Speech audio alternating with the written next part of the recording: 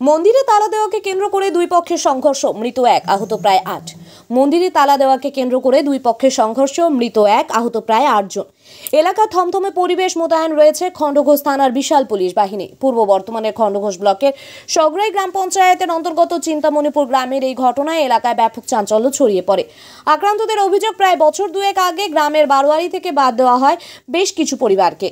বারোয়ারি থেকে বাদ পড়া ওই পরিবারের লোকজন অতর্কিতে হামলা চালায় বলে অভিযোগ। জানা গেছে গতকাল দোল কালী পুজোর বিসর্জন ছিল। বিসর্জনে মাইক বাজানোকে কেন্দ্র করে বাগবিতণ্ডায় জড়িয়ে পড়ে দুপক্ষ। সোমবার সকালে বারোয়ারি থেকে যে সমস্ত পরিবারকে বাদ দেওয়া হয়েছিল তারা একত্রিত হয়ে মন্দিরে তালা লাগিয়ে দেয়। অপরপক্ষ তালা খুলতে গেলে বিবাদ আরও চরম পর্যায়ে পৌঁছায়। শুরু হয় ইট বৃষ্টি, আহত হয় বেশ কয়েকজন এবং একজন নিহত হয়। নিহতের নাম শীতল খা। আক্রান্ত পক্ষের দাবি, অভিযুক্তদের মধ্যে রয়েছে পঞ্চায়েত সদস্য ও শাসক দলের বুথ সভাপতি। মৃতের ছেলে অজয় খা বলেন, সম্পূর্ণ ঘটনাটি শাসক দলের বুথ সভাপতি শ্রীকান্ত খায়ের নেতৃত্বে ঘটে। যদিও খণ্ডঘোষ ব্লক তৃণমূলের সভাপতি অপার্থিব ইসলাম বলেন, ঘটনাটি সম্পূর্ণ গ্রাম্য বিবাদ, এই ঘটনার সঙ্গে রাজনীতির কোনো সম্পর্ক নেই। ঘটনায় যারা জড়িত পুলিশ তদন্ত করছে, দোষীদের বিরুদ্ধে আইনানুগ ব্যবস্থা গ্রহণ করা হবে। দেহ ময়না তদন্তের জন্য বর্ধমান মেডিকেল কলেজ হাসপাতালে পাঠানো হয়। বুথ সভাপতি শ্রীকান্ত খায়ের সাথে যোগাযোগ করতে না পারায় তার কোনো প্রতিক্রিয়া পাওয়া যায়নি। পূর্ব বর্ধমান থেকে সঞ্জিত কুড়ির রিপোর্ট, সংবাদ একলব্য। তখন ইট পাটকাল একবারে প্রচুর ছুটছে দিয়ে আবার দেখতে পাচ্ছি না, দিয়ে আমার একটা দাদার খোঁড়া ছিল। এবার খোঁড়াটা দাদাটাকে সাইড করতে যেই হাতটা লেগে গেল, আর একটা দাদার মাথায় লেগেছে, তাকে আটকাতে যেই আমার হাতটা একবারে লেগে গেল। যিনি মারা গেছেন কে হন? দাদা। দাদা, হ্যাঁ। আপনার বাড়ি কোথায়? আমার বাপের বাড়ি এইখানে, বাপ ওইদিকে শ্বশুর বাড়ি, বাপের বাড়ি। শ্বশুর বাড়ি কোথায়? শ্বশুর বাড়ি বর্ধমান। বর্ধমান। আর এখানে বাপের বাড়ি এটা। আমরা পুজো দেখতে এসেছি তো। আরে পাটো হামলা ইট আসে দিলে পাথর নিয়ে গেছে। ওই একটা বোতল বড় বড় রাস্তায় পড়ে আছে, বাবা পড়ে আছে, বাবাকে নিয়ে করে আমার হাতে কোথাও ধরি অনেক এসেছে, তাও আমি জানি। আর ওই পাশাপাশি ঘরের লোকরা সব শ্রীকান্ত নির্দেশে এটা হয়েছে। শ্রীকান্ত একটা গ্রামের ছেলে পাঠিয়ে আছে, গ্রামের নেতা। আর একটা পাশে গ্রাম আছে, ওখানেও সব লোকে খেলা বেড়াচ্ছে, ইদিলে বেড়া বলে আছে। বাবা ওই তৃণমূলই ঠিক। আর বাড়ি ৮ বছর যার তারা ফাংশন সব বন্ধ করে দিল, একটা বাবুলের ছেলেকে মেরেছিল। আমরা ওখানে বললাম বাবুলের ছেলেকে মেরেছিল, তাহলে বাবুলের ছেলেকে মাসে দুটা গ্রামের লোক সই করেছে যে ওকে দুটা বাদ দেবে।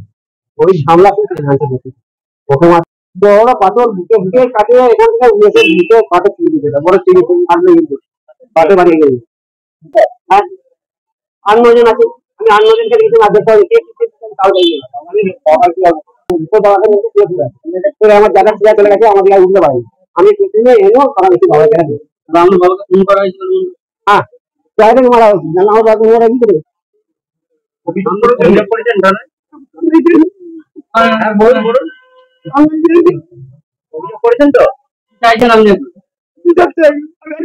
এই যে দুর্ঘটনা কি কেন্দ্র করে বা কি বলবেন? হ্যাঁ, গতকালে মানে ঠাকুর বিজয় হবে রাত্রিতে, সিভিল পুলিশ এলো, এসে বলে গেল যে 11টার মধ্যে ঠাকুর বিজয় করে দিতে হবে। সেই অনুমতি নিয়ে ঠাকুর বেরিয়ে গেল।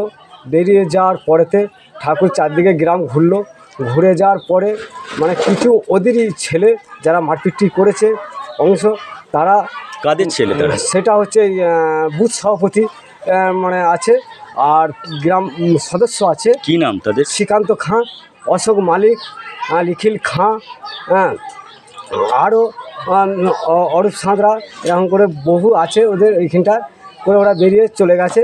যার পর সিভিল পুলিশরা নিয়ন্ত্রণ করে দিয়ে খাওয়া দাওয়া করে ঘর চলে এসছে, ওরাও ঘর চলে গেছে।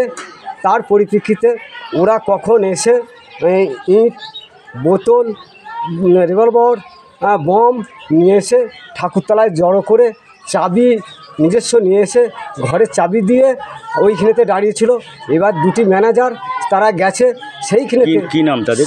আদিত্য খাঁ, শ্যামল খাঁ, ওরা ম্যানেজার গেছে সেখানেতে বোতলে করে আর লাঠি করে, হ্যাঁ, আর পিস্তলে করে প্রচণ্ড হারে মেরেছে। এবার তার সঙ্গে সঙ্গে আমাদের এইখানকার জনগণ মানে গ্রামের সদস্যরা তারা গেছে, তাদেরকে সেইখানেতে বেপরোয়াভাবে বোতল, রিভলভারটা টাঙ্গি, তারপরে কি হলো? দিয়ে একজনকে মেরে ফেললো।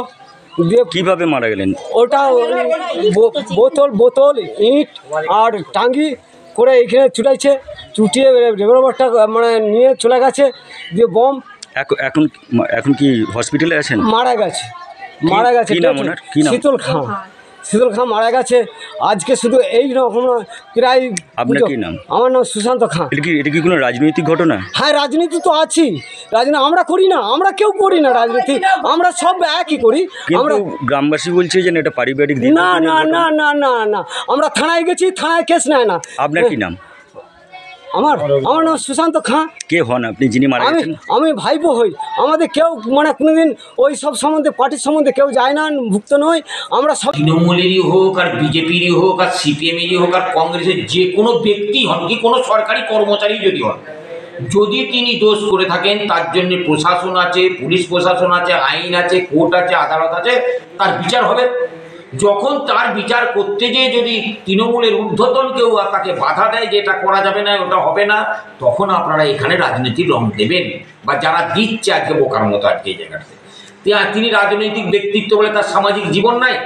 এবং আরও একটা কথা আপনারাও হয়তো জানেন যে যারা অভিযুক্ত তাদেরকে মনে হয় মানে ওই এক ঘরে টাইপের করে রেখেছে, এবং আপনার তাদেরকে কোনো রকম বাড়োয়াড়িতে অংশগ্রহণ করতে দেওয়া হয় না বা নেওয়া হয় না। এটাও কিন্তু আপনারা নিশ্চয়ই জানেন, এটা সেটাও ভালো করে খবর। আর সব থেকে মারাত্মক বিষয় হচ্ছে এই যে 28 চং বাজানো, 22 চং না 28 চং কি বাজানো, নিশ্চয়ই ছবিটা আপনারা না করলেও করে নিয়ে যাবেন।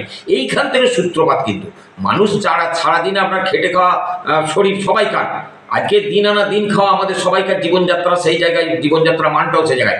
যদি না একটু রেস্ট নিতে পারেন ঘুমিয়ে, যাত্রা শুনেছেন, তারপরেও যদি মাইক বাজে, শুধু গন্ডগোল হতেই পারে এই জায়গাটাতে। তার জন্য প্রশাসন আছে বিচার করবেন, কোর্ট আছে বিচার করবেন।